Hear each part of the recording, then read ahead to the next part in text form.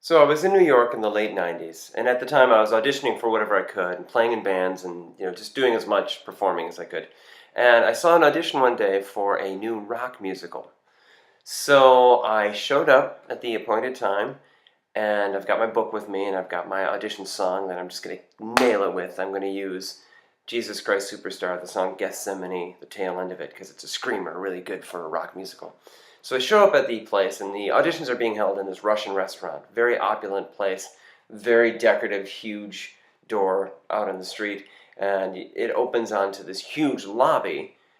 Again, very opulent, and at the far end of the lobby is this huge set of double doors that lead into the dining room proper, and to the left is this huge archway into the bar, and to the right is a huge reception table with the hostess area, and in the corner is a piano.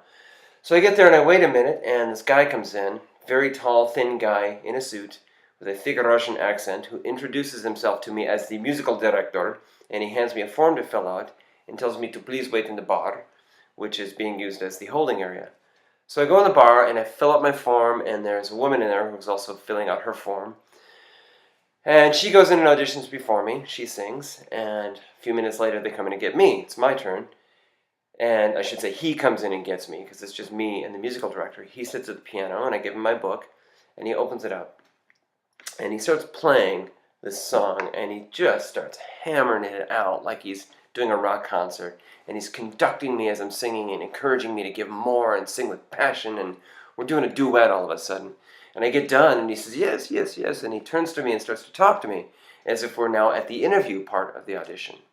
So I'm thinking, great, turn on my friendly professional face and let's get this job, right?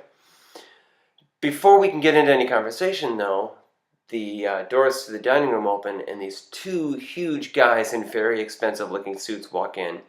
And they also have very thick Russian accents.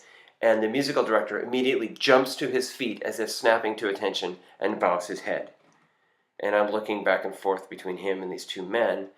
And he looks at me under his eyebrows, and points and says, the producer.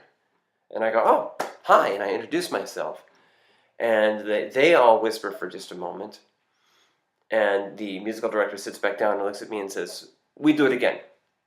Okay, so he plays the intro and we sing it again. And again, he's conducting me and we're doing this thing. And we finish the song, and now I'm getting a little tired. And so he jumps up again and bows his head. There's a little bit more whispering. And one of the big guys kind of nods toward me and says, something else. So the musical director sits back down and starts going through my audition book to see what other music I have in there. And he comes to my ballad, which is A Nightingale Sang in Berkeley Square. So we do that, and I sing that, and we get done with it. And by this time I'm getting really tired, and I'm nervous, and he jumps to his feet again, bows his head, and they whisper a minute, and the two big guys disappear back into the dining room.